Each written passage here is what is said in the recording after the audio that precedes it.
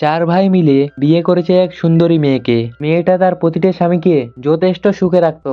আর তারপর যখন পঞ্চম ভাই শহর থেকে বাড়ি ফিরে আসে, তখন তাকেও বলা হয় সে যেন সেই মেয়েটিকে বিয়ে করে নেয়। কিন্তু ছেলেটি মেয়েটিকে কোনো মতেই বিয়ে করতে চায় না, কারণ অলরেডি তার চার ভাই সেই মেয়েটিকে বিয়ে করেছে। কিন্তু সে বিয়ে করবে না শুনে মেয়েটি তার কোপের আগুনে জ্বলে ওঠে। আর তাই মেয়েটি পঞ্চম ভাইকে পটানোর জন্য যা যা করে তা আপনার ধারণার বাইরে। কিন্তু মেয়েটির এইসবের কাজ কি? মেয়েটির শুধুমাত্র কি চাহিদা, নাকি এর পেছনে রয়েছে অন্য কোনো রহস্য? জানতে হলে এই ভিডিওটি দেখতে থাকুন। মুভির শুরুতে আমরা একটা লোককে দেখি। এই লোকটির নাম হচ্ছে ইয়োগি। ইনি পাঁচ ভাইয়ের চেয়ে সবচেয়ে বড়। ইয়োগি বারান্দায় বসে শুনতে পাচ্ছিল তার ছোট ভাই তার স্ত্রীর সঙ্গে ঘরের ভেতরে রোম্যান্স করছে। আর এই কারণে তার বারবার ধ্যান চলে যাচ্ছিল ভেতরে থাকা রোম্যান্সের আওয়াজের দিকে। এবার ভেতরের রুমে আমরা বালি আর ভূমি নামের একটা মেয়েকে দেখতে পাই। আর বালি হচ্ছে ইয়োগির ছোট ভাই। ভূমি হচ্ছে তার চারজন ভাইয়ের একটি মাত্র স্ত্রী। ভূমি এবং তার চারজন স্বামী সংসারের মধ্যে একটা ছেলে সন্তানও ছিল, এবং ছেলেটির নাম হচ্ছে আইসু। এর পরের দিন সকালে ভূমি ঘুম থেকে উঠে ক্ষেতের মাঝখানে একটা জায়গায় মাটিতে শুয়ে কি যেন ভাবতে থাকে। ঠিক সেই মুহূর্তে আমাদেরকে একটা ফ্ল্যাশব্যাক দেখানো হয়। সেখানে আমরা দেখি ভূমি দাঁড়িয়ে কান্না করছে, আর ক্ষেতের ভেতরে তার বাবার মৃতদেহ পড়ে আছে। সিন আবার বর্তমানে চলে আসে। এরপর ভূমি সেখান থেকে উঠে বাড়ি ফেরার পথে তার সাথে একটি প্রতিবেশীর দেখা হয়। প্রতিবেশী তখন ভূমিকে বলে, শুনলাম চার ভাইয়ের মধ্যে নাকি আবার ভূমিকে নিয়ে ঝামেলা হয়েছে। ভূমি বলে, আমি খুব ভাগ্যবান যে যে আমি চারজনের ভালোবাসা পাচ্ছি, আর খুব শীঘ্রই শহর থেকে আরো একজন আসছে। এরপর চারজন না পাঁচজনের ভালোবাসা আমি একসাথে পাবো। আর এইদিকে আমরা দেখি ইয়োগি আর তার তিন ভাই মিলে তাদের বাড়িটিকে খুব সুন্দরভাবে সাজাচ্ছে, কারণ আজ শহর থেকে তার ছোট ভাই আসছে। পণ্ডিত বলে নিয়ম অনুযায়ী আজকেই তার ছোট ভাইয়ের সঙ্গে তার বৌদির বিয়ে দিতে হবে। আর ভূমিও তার বিয়ের জন্য প্রস্তুত হচ্ছিল। আর ওদিকে আমরা দেখতে পাই শহর থেকে ইয়োগির ছোট ভাই এসেছে, যার নাম হচ্ছে ঝিনু। এরপর ঝিনুর সাথে তার ভাই নন্দুর দেখা হয়। ঝিনু বলে, বাড়ির সবাই কেমন আছে আর বৌদি কেমন আছে? তা শুনে নান্দু বলে, আরে এইবার তো বৌদি বলা বন্ধ করো, এবার তো সে তোমার স্ত্রী হতে যাচ্ছে। এই কথা শুনে ঝিনু বলে, ভাইয়া এই বিয়ে আমি করতে পারবো না। আর এই কথাটা পিছনে দাঁড়িয়ে থাকা ইয়োগি শুনে ফেলে আর রেগে বলে, এটা আমাদের বংশের নিয়ম, আর এই নিয়মের কারণে আমরা চার ভাই মিলে একটি মেয়েকেই বিয়ে করেছি। ঝিনু বলে, আমি এমন কোনো মেয়েকে বিয়ে করতে চাই না। তখন ভূমি বলে, আপনার ভাই যদি আমাকে বিয়ে করতে না চায় সেটা সম্পূর্ণ তার ইচ্ছা। এবার সবাই সেখান থেকে চলে গেলে ঝিনু ভূমির কাছে ক্ষমা চায়। এরপর ভূমি যখন সেখান থেকে চলে যাচ্ছিল, কিছু দূর যাওয়ার পর ঝিনুর দিকে তাকিয়ে একটা রহস্যময় হাসি দিয়ে সেখান থেকে চলে যায়। এরপর যখন তারা সবাই মিলে খেতে বসেছিল, তখন তার বড় ভাই ইয়োগি চিৎকার করে ওঠে, অমঙ্গল হয়েছে, অমঙ্গল ঘটে গিয়েছে আমাদের বাড়িতে। তারা সবাই গিয়ে সেখানে দেখতে পায় ঠাকুর ঘরের ভগবানের মূর্তিতে ফাটল ধরেছে। আর এমন ঘটনার পর সবাই আতঙ্কিত হয়ে পড়ে। তারা সবাই ভেবে নেয় ঝিনু তার বৌদিকে বিয়ে না করার জন্যে হয়তো ভগবান তাদের উপরে অসন্তুষ্ট হয়ে গেছে। ইয়োগি ঝিনুকে বলে, এগুলো হচ্ছে তুমি ভূমিকে বিয়ে না করার কারণে। তখন ঝিনু রেগে গিয়ে বলে, আমি কাল সকালে বাড়ি ছেড়ে চলে যাব, তবুও আমি বৌদিকে বিয়ে করব না। এরপর ঝিনু একটা জায়গায় রাগ করে বসেছিল। তখন সেখানে ভূমি তার জন্য আম নিয়ে আসে, এসে বলে, খেয়ে নেও। তখন ঝিনু ভূমিকে বলে, আমি একজনকে পছন্দ করি, শহরে আমরা একসঙ্গে পড়াশোনা করি। এরপর ঝিনু আম খাওয়ার পর তার মুখে আম লেগে থাকে, যা দেখে ভূমি বলে, আপনারা কোনো ভাই আম ঠিক মতো খেতে জানেন না। এই বলে ভূমি ঝিনুর কাছে আসতে চায়। এরপর ভূমি ঝিনুর ঠোঁট মুছে নিজের মুখে নিয়ে নেয় আম। আর এটা দেখে ঝিনু তো চমকে যায়। তখন ঝিনু বলে, বৌদি তোমার অদ্ভুত লাগে না চারজন স্বামীর সাথে সংসার করতে? ভূমি বলে, আমি তো গ্রামের মেয়ে, শহরের মেয়েদের মতো এত গভীর করে ভাবতে পারি না। আমার তো শুধু দুই বেলা খাওয়া আর থাকার জন্য একটা জায়গা হলেই হয়। আর আমাকে নিয়ে তোমাদের ভাইদের মধ্যে কোনো অসুবিধা নেই, আমি তোমাদের ভাইদের অনেক খুশি রাখি। ঝিনুকের মুখ দেখে বোঝা যাচ্ছিল যে যে সে আস্তে আস্তে বৌদির উপরে দুর্বল হয়ে পড়েছে। ভূমি বলে, আমার ভাগ্যটা খারাপ, আপনার সাথে আমার বিয়ে হলো না। এই কথা বলে ভূমি সেখান থেকে উঠে চলে যেতে থাকে। আর ঝিনু ভূমির দিকে এক নজরে তাকিয়ে থাকে। আর ওইদিকে ভূমি রান্নাঘরে ঢুকে সেই আমের প্লেটটা ছুঁড়ে দেয় আর শহরের মেয়েটিকে গালিগালাজ করতে থাকে।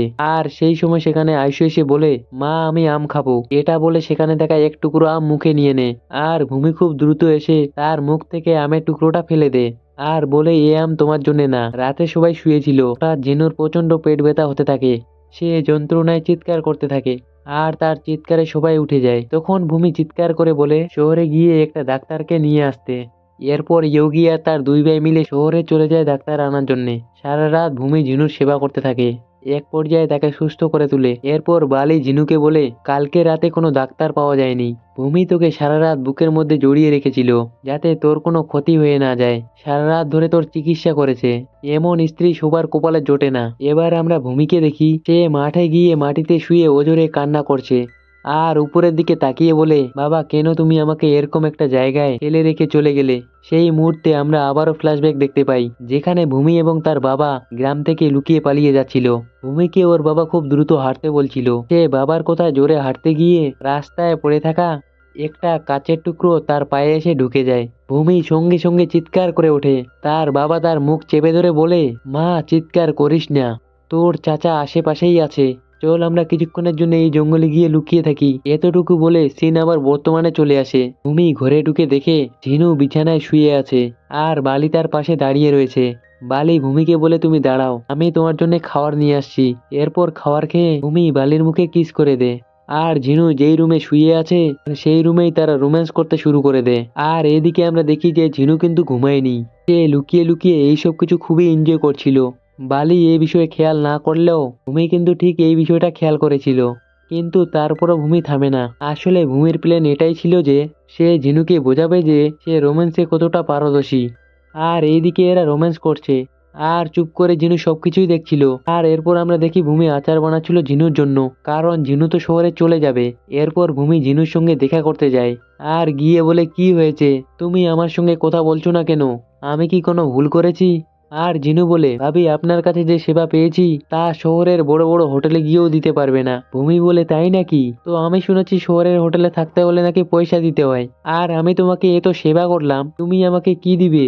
তারপর ঝিনু বলে, তুমি কি চাও বলো। ভূমি বলে, আমি যেটা চাইবো সেটা কিন্তু তোমাকে করতেই হবে। পরের সিনে দেখি ভূমি ঝিনুকে সঙ্গে করে নিয়ে একটা বাগানে যায়। সেই বাগানটিকে দেখে ঝিনু বলে, এটা তো চৌধুরীর বাগান। ভূমি বলে, হ্যাঁ, এটা তোমার সবচাইতে পছন্দের জায়গা ছিল, শুনেছি ছোটবেলায় তুমি ঘোরের থেকে নাকি এখানে বেশি সময় কাটাতে। ঝিনু বলে, আমি এই জাম গাছের তলায় অনেক সময় কাটিয়েছি, এখান থেকে জাম কুড়িয়ে আমরা বন্ধুরা একে অপরের দিকে ছুড়াছুড়ি করতাম।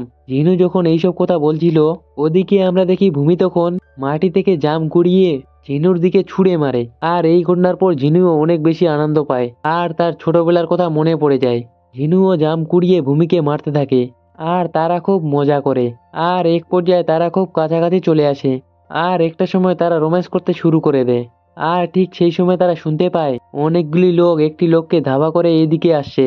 তারা সঙ্গে সঙ্গে গাছের পিছনে লুকিয়ে পড়ে। এরপর তারা লুকিয়ে দেখে সেই লোকটিকে তারা খুবই মারছে। ভূমি তখন ঝিনুকে নিয়ে লুকিয়ে লুকিয়ে সেখান থেকে বেরোতে থাকে। ঝিনু ভূমিকে জিজ্ঞাসা করে, ওরা কারা? ভূমি বলে, ওরা চৌধুরীর লোক, আর ওরা যাকে মারছে সে হলো তার আপন ভাই। আসলে এখানে জমি জায়গা নিয়ে সবসময় ঝগড়া হতেই থাকে, সামান্য কিছু জমির জন্য ভাই ভাইকে মেরে ফেলে। আর ঠিক সেই সময় ঝিনুর ফোনটা বেজে ওঠে। যেহেতু তারা দুজন তাদেরকে খুন করতে দেখে ফেলেছে তাই তারা ভূমি আর ঝিনুকে তাড়া করতে থাকে মেরে ফেলার জন্য। দৌড়াতে দৌড়াতে তারা একসময় ভূমি আর ঝিনুকে ধরে ফেলে। তারা তাদেরকে খুব মারধর করতে থাকে। ভূমি এক পর্যায়ে ঝিনুর বুকের উপরে শুয়ে পড়ে আর সমস্ত আঘাত নিজের উপরে নিয়ে নেয় যাতে সে ঝিনুকে রক্ষা করতে পারে। আর ওইদিকে দেখি ইয়োগি আর তার ভাইরা সেখানে চলে এসেছে আর তাদেরকে দেখে এরা সবাই এখান থেকে পালিয়ে যায়। ইয়োগি তার ভাইদেরকে মিলে ভূমি এবং ঝিনুকে সেখান থেকে বাড়িতে নিয়ে ফিরে আসে। এর পরের সিনে আমরা দেখি ঝিনু একাই বাইরে বসেছিল। তখন তার কাছে এসে বালি এসে বলে, তুই দেখেছিস ভূমি আমাদেরকে কিভাবে সবাইকে আগলে রাখে? ওখানকার সব আঘাত সে নিজে সহ্য করেছে, তবুও তোর গায়ে একটুও আঘাত লাগতে দেয়নি। কিন্তু ভাই, এটা তো বিশ্বাস করছিস তুই ওকে বিয়ে না করার জন্য আমাদের উপরে এত বিপদ হচ্ছে? এই বলে সে সেখান থেকে চলে যায়। এরপর সিন পরিবর্তন হয় আর আমরা দেখি ভূমি মন খারাপ করে বসে রয়েছে। আর পিছন থেকে ঝিনু এসে বলে, আমাদের 5 ভাইকে তুমি অনেক ভালোবাসো তাই না? এই বলে ব্যথার জায়গায় মলম লাগিয়ে দিতে থাকে। একটা সময় ঝিনু বলে, আমি এখানে থেকে যেতে চাই। ভূমি বলে, কেন? ঝিনু বলে, আমি আমার গ্রামকে ছেড়ে আমাদের ভাইদের ছেড়ে তোমাকে ছেড়ে গিয়ে সুখে থাকতে পারবো না। এই কথা বলার সঙ্গে সঙ্গে ভূমি ঝিনুকে তার কাছে টেনে নেয় আর তাদের মধ্যে রোমান্স শুরু হয়ে যায়। অবশেষে ঝিনুর সঙ্গে ভূমির বিয়ে সম্পূর্ণ হয়। ভূমি ঝিনুর বাবার সামনে দাঁড়িয়ে আশীর্বাদ নিচ্ছিল আর আমাদের আবারও একটা ফ্ল্যাশব্যাক দেখানো হয় যেখানে ভূমি বসে বসে কান্না করছিল আর ইয়োগির বাবা বলছিল, কান্না করিস না মা, তোর বাবা আর এই পৃথিবীতে নেই। ভূমি কাঁদতে কাঁদতে বলে, আমি বিশ্বাস করতে পারছি না যে আমার চাচারা এটা কি করলো। যাদের সামনে আমি বড় হয়েছি তারাই আমার বাবাকে মেরে ফেললো, আমাকে অনাথ বানিয়ে দিল।